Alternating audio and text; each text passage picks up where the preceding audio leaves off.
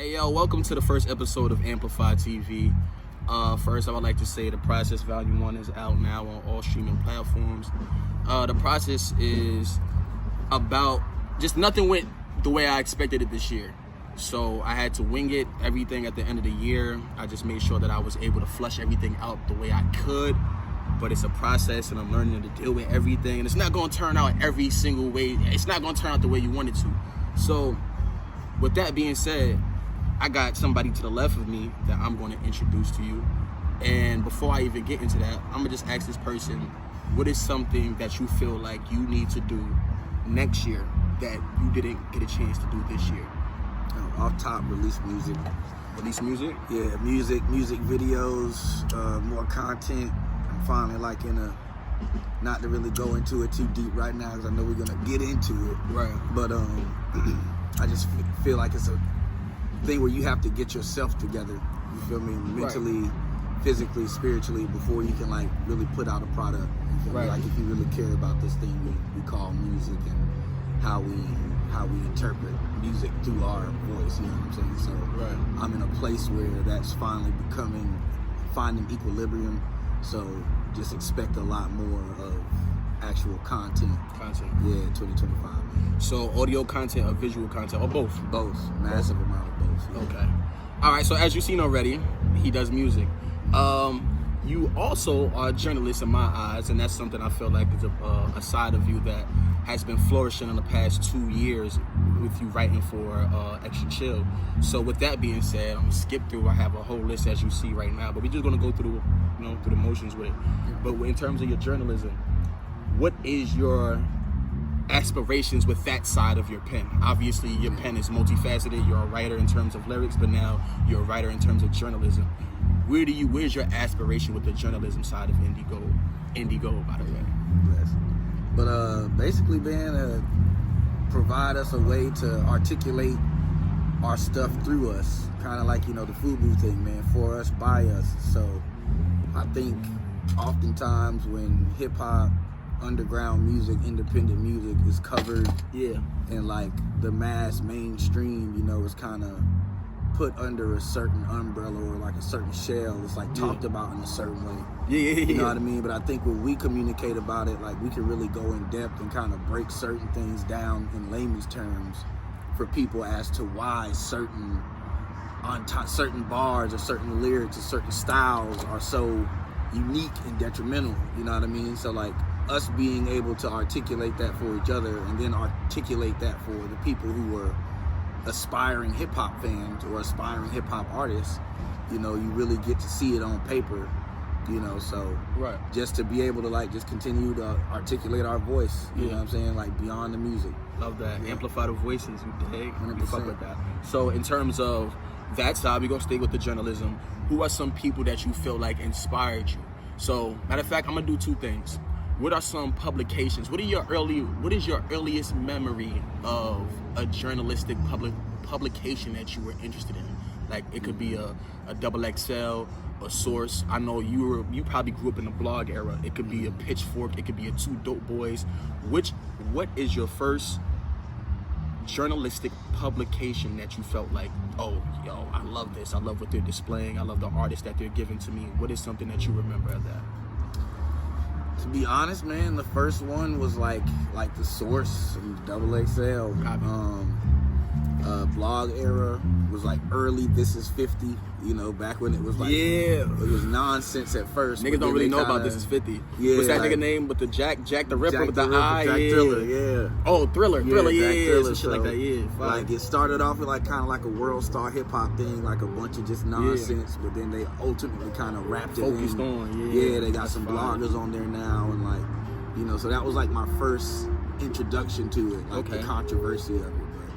Hey, he hit me with something a little different that time. I didn't know he was gonna say This Is 50. A lot of people don't know about This Is 50. Oh yeah, that's the throwback. Nah, that's fire. So, if people don't know, right now we are throwing a show this Friday called The Renaissance at Royal American, celebrating all the artists this year that's been holding it down, whether it's with singles, whether it's with albums, whether it's with performances. And that name is not something I came up with. That's by your guy right here, Indie Gold. So Indy, how the fuck did you come up with the Renaissance? What made you come up with that title, like, for this movie?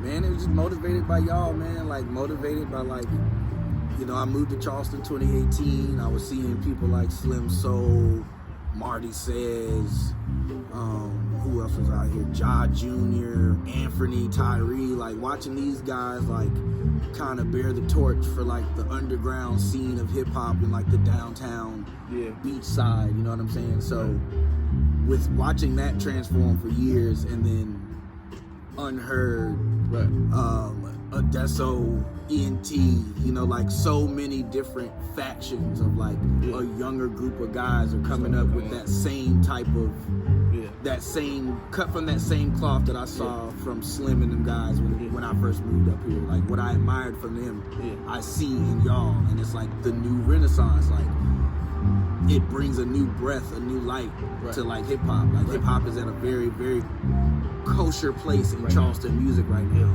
and it's like not because of the quote unquote trailblazers who laid the foundation, but it's like the people right now who are like taking it by the horns, you feel me, and running the game, man. Like turning this into something bigger than just hip hop in Charleston, man. Like the Renaissance, the resurgence, man. Resurgence over there. So you kind of answered another question already that I was about to come right after that, but go into it more depth. How does the scene in Charleston look before the Renaissance?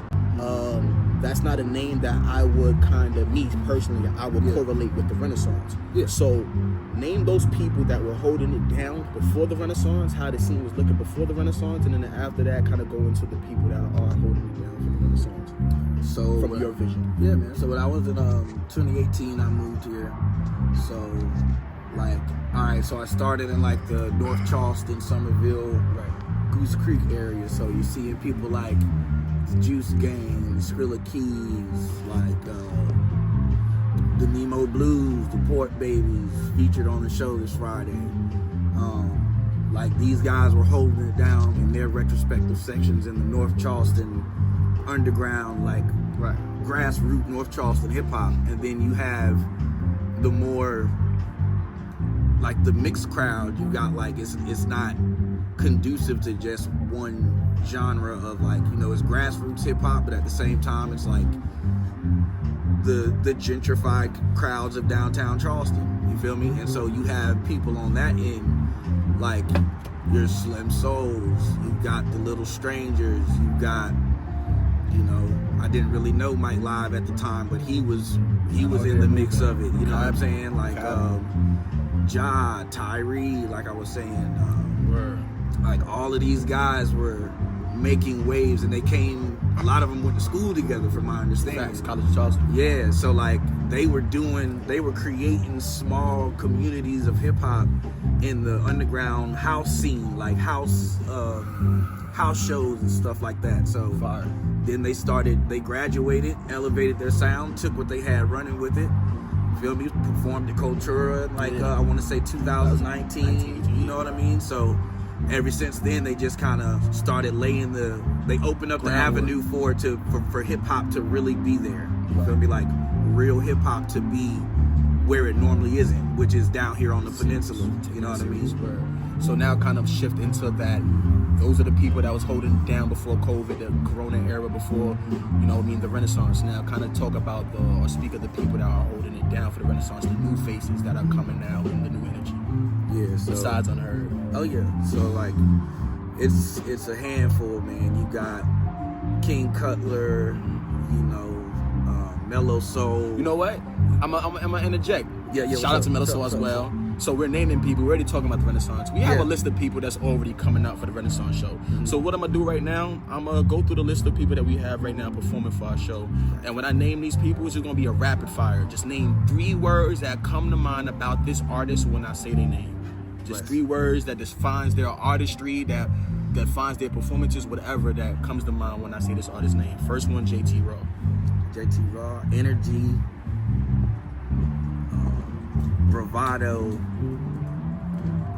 and musicianship. Okay. Yeah. Energy, bravado, and musicianship. DJ Dollar Menu. Dollar Menu, creativity. I'm trying to think of one word to put into this, like, creativity, enigmatic. Nigga, I do Like, not know that. he's like an enigma, like Enigmatic, nigga. Yeah, What is an enigma, nigga? Like, what is that, nigga? Like, so an enigma is like something that you see but you don't see. It's kind of like a legend. You know what I mean? Like that kind of energy. Like, and I've always felt like, because I've heard about Dollar Menu back when I was living in Greenville. You know what I mean? So, okay, copy. Damn. Yeah, like he been buzzing. All right, Dollar Menu, I see you, nigga. So all right, he's an enigma, man. So creative, enigma, and professional. Okay, professional. What enigma mean again? It's like something you see but you don't see. See but you don't see. Yeah, so you like know about like it but you don't know. Yeah. All right, Dollar Menu, I see you, nigga. All right, let me move on. All right, Joy Giovanni.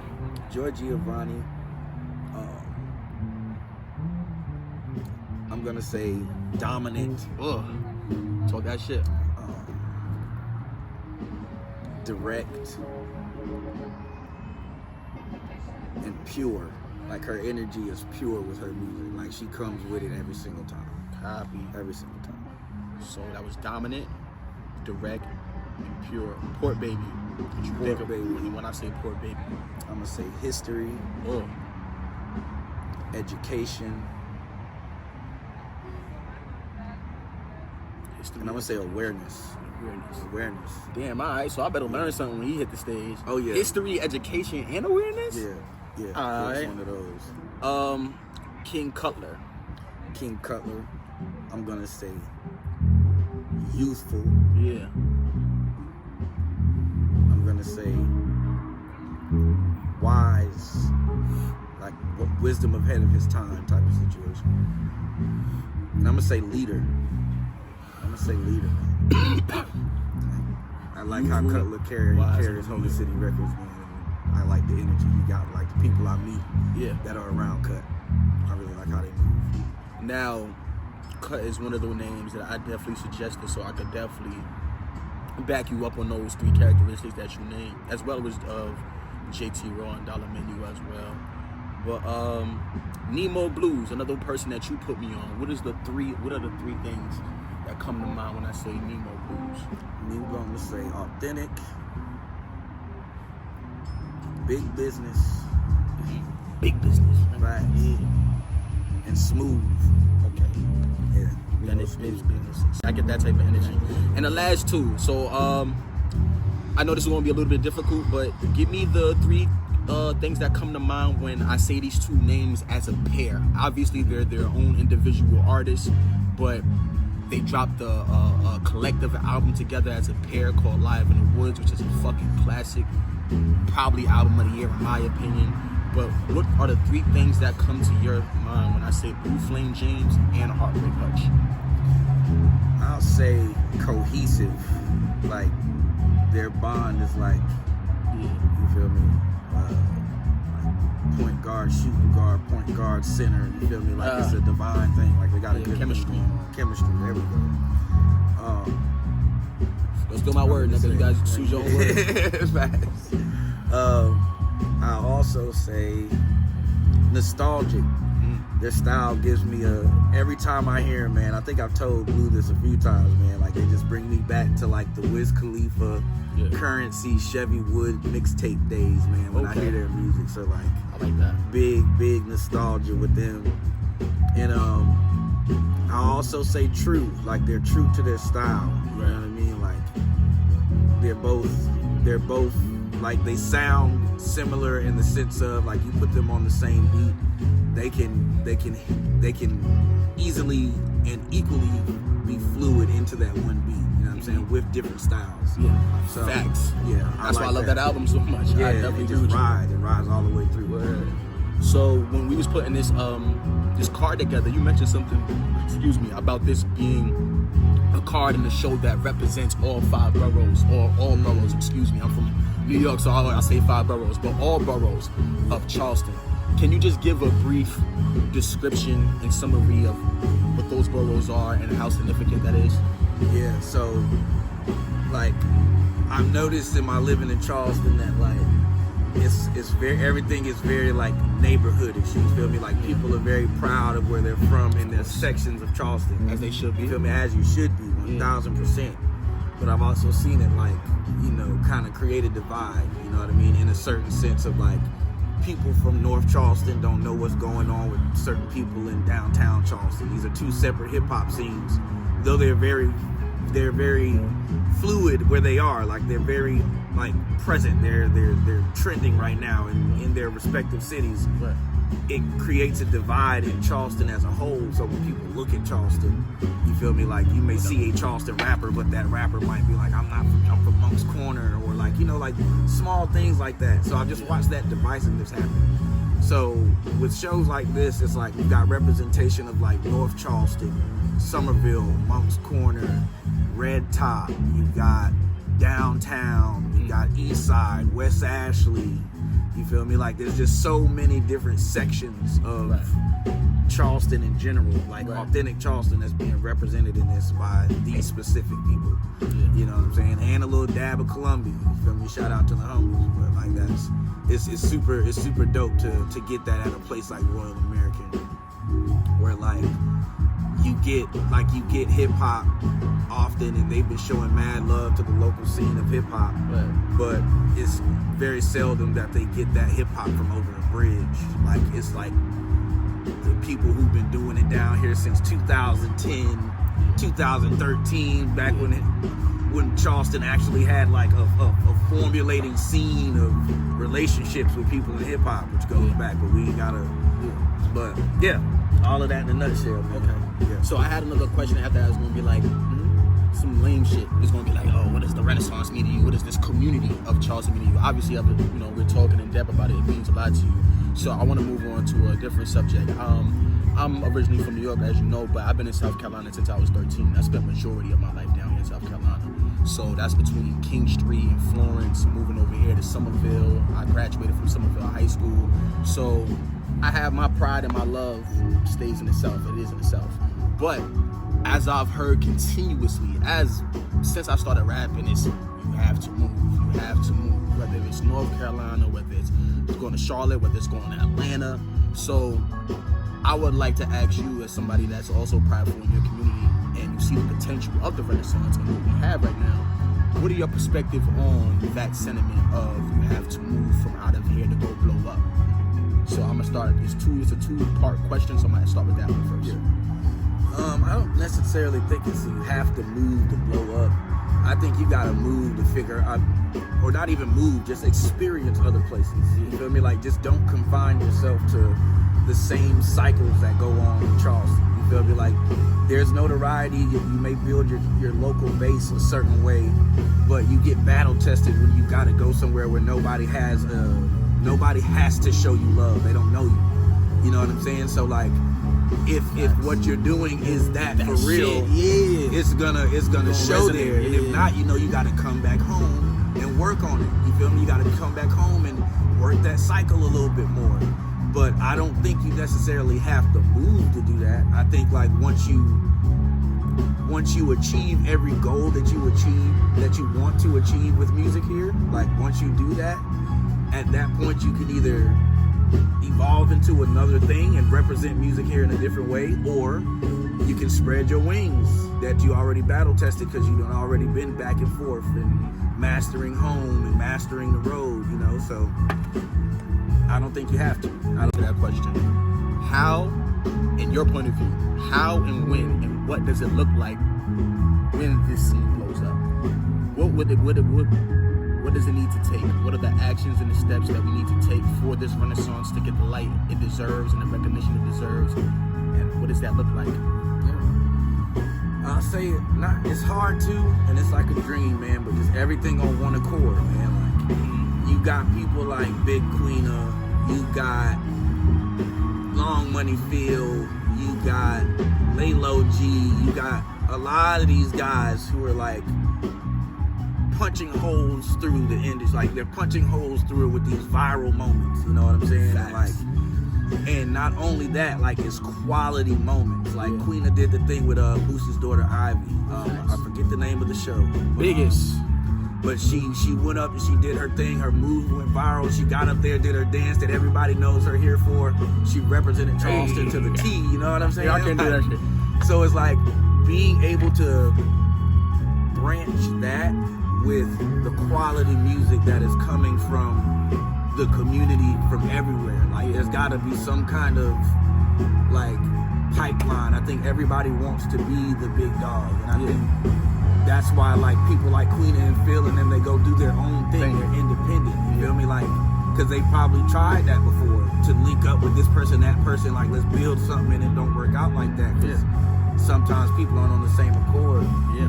But Right about that. I just think that's the main situation, man. Like we gotta find some way to get rid of have a level of checks and balances with like resources, community, like. So let me interject. Yeah, So this is something that me and my homies been talking about for a minute, and I'm gonna put this burden on your shoulders. And this is just out of the perspective that I have for you and the stature and the just what I feel like your role is in the community. Me, you probably feel like you have your own personal role, which is probably gonna be my next question. But me, I feel personally that you are like the heart of this community. You show it like just through your work ethic, I don't have to go into depth about it. So me and a couple of homies, like Malcolm Flex, we've been talking, and TJ, and we're just like, it has to get to a point now where like the community is flourishing now. So now we have to come on the call, like you say, and make sure that every event is prosperous, so that there won't be no excuse of you know what I mean, when it comes to booking hip hop events for any venue, because there's record in a resume of it being prosperous and profitable for any venue.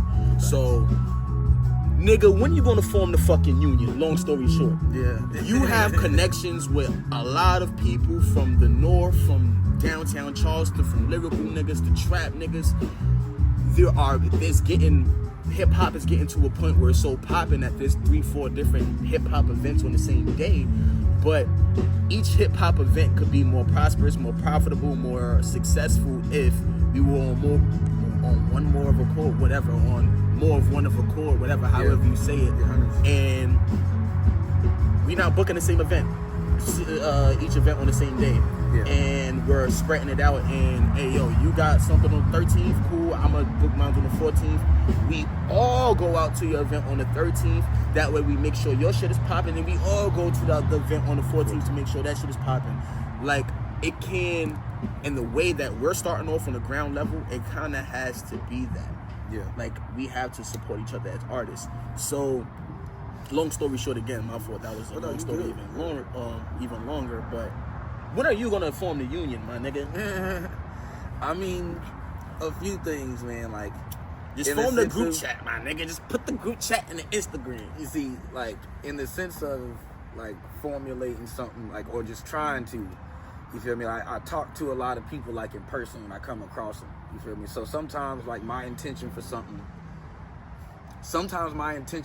might be like, we need to get X, Y, and Z together to complete an equation, or like to be able to move in a certain way that like just continues to uplift the community.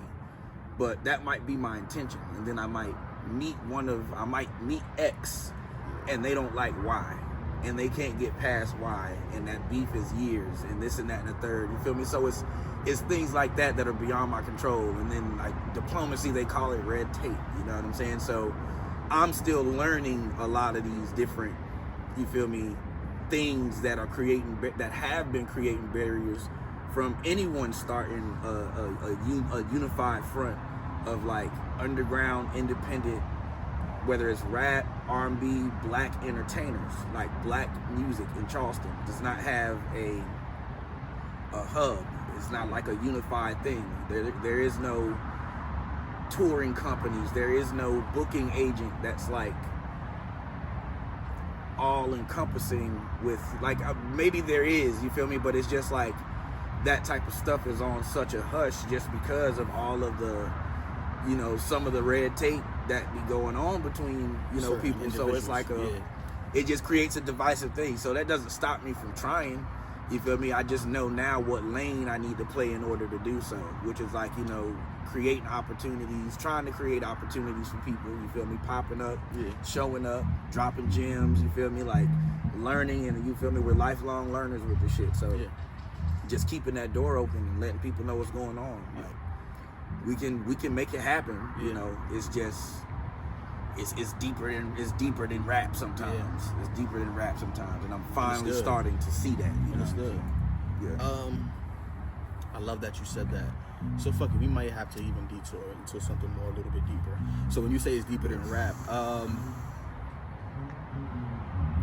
I feel like hip hop sometimes embodies, or is the embodiment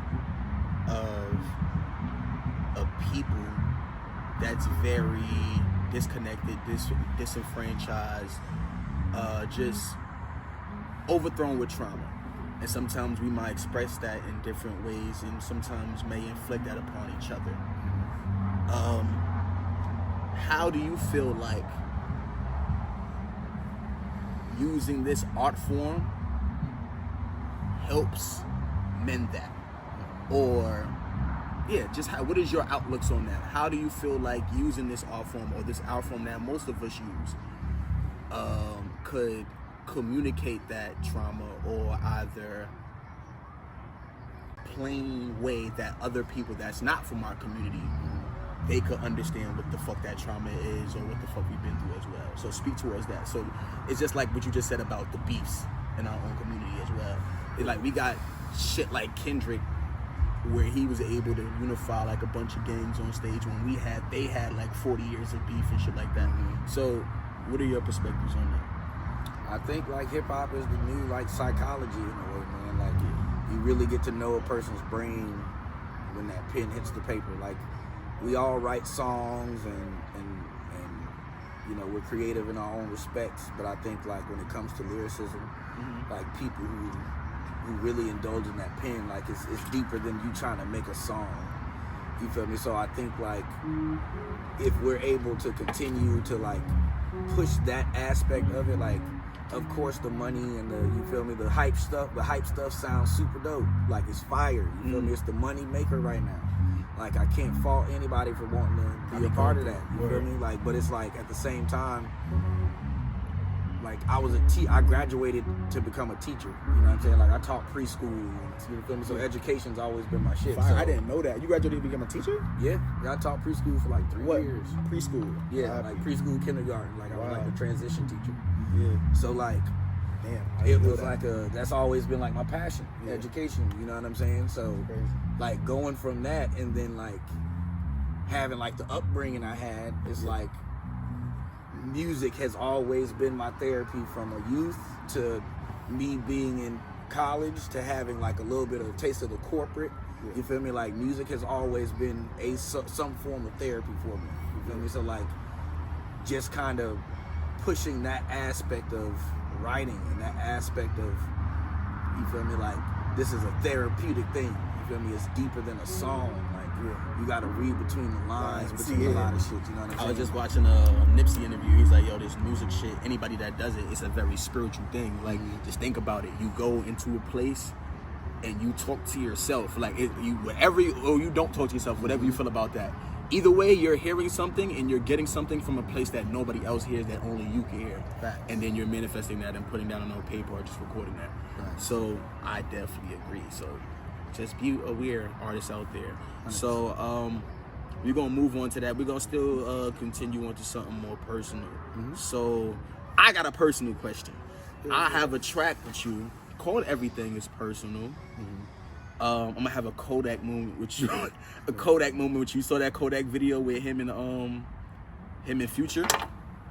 And Kodak had to hit that nigga up and be like, bro, what you said in this song, bro? Yeah, absolutely. So, all right, what do you mean by that? Something back to that kush is the only time we feel what? Cops. So you copping. You feel me? Starting back to that kush is the only time we feel cops. Yeah. Right though. I even thought about it when I sent it to you. I was like, yo, that was, like, I don't know. I'm like, all right, but I thought that was the other word you said. Yeah. All right, bet. Cool. As long as you know what I mean. Yeah, the only time we feel cops. Got you. All right, as a dedicated artist, I feel like we're gonna get a little personal. So, as a dedicated artist, I feel like sometimes me personally, I could dive in and be too honed in on my goal, and that kind of conflicts with personal relationships and even so even with your own family. Sometimes I feel like sometimes you could just be really very zoned in. So, in terms of you personally, what are some things that you helped you stay afloat with just keeping your personal relationships balanced with your music career and searching for me, or even even just your work life personally? Yeah. Me personally, like, nigga, I fucking lost my job at the beginning of the year. Like, I was doing the same thing for 3 years, and then that shit fell through. The beginning of the year, I had to fucking get my shit right back together. That's why the fucking album is called The Process, because like I said, nothing this year went the way I planned it. Yeah. But everything kind of went the way it was supposed to. Yeah. So, what are some things that you use as a dedicated artist, because you do this shit? Like, you not only do have your own artistry, you are booking, you book shows constantly for Rebel. So not like you have to organize every night, make sure artists come in and have their own shit together, DJ, sound, whatever, etc., etc., etc. So what are the things that you use to stay afloat with balancing all of that? Really, man, just my motivations, bro. Like, I'm motivated to move my mom up here. I'm motivated to, you feel me, see myself in a certain financial spot by the time I'm 35. You feel me? I'm motivated by certain things, and so like I keep those on the forefront. I keep time with self, of course. I can spend a lot of time with self. I don't have a problem like saying no. You feel me? But I would say mainly because it I do get spread thin. You feel me? Like, I do too much sometimes. Like, I overroot, as what's his name, FYJ Main say. Okay. Yeah. But I go too hard sometimes, man. So I think just like convincing myself and letting myself know that it's just like telling myself verbatim that it's okay to like take a break. Like, it's okay for that to have that time. You feel me? And like things will continue without me. You feel me? Like, I can take a breather. You feel me? So just allowing myself to do that. You feel me? Just keep it simple. Word. So on an upper note, we're gonna end it on an upper note. Last question: the Renaissance. As we already see, I'm not gonna speak for you, but I already know how you feel about the Renaissance. You obviously love the Renaissance, but you speak for yourself. Last words. What does the Renaissance mean to you? The Renaissance means a new birth of something that already existed. Like, we making it greater, we making it better. You know what I'm saying? So the Renaissance is just the new birth of the new sound, the elevated sound, and the elevated mind state of like Charleston hip hop, man. Like, people are taking it serious. Like, people are taking their craft serious, getting that paperwork right, you feel me, making the correct moves. So that's the Renaissance, man. Hey, and that's the first episode of fucking Amplify TV. As you witness, I'm not no fucking interviewer. In this new season of 2025 of just Unheard, period, Amplify TV was just something that I feel like I've always wanted to start it. So you're going to see more diverse content like this, visually, me interviewing different artists from my community, or just vlogging, whatever. I'm going to name it something different, a different series. Either way, this is episode 1, Amplify TV, The Renaissance, with my man Indie Gold. We're going to be out there at Royal American December 14th for the plethora of artists that are representing and holding it down for the Renaissance. So pop out. You don't see you. Love you. See you. Peace. Yeah. Tony shot me, nigga.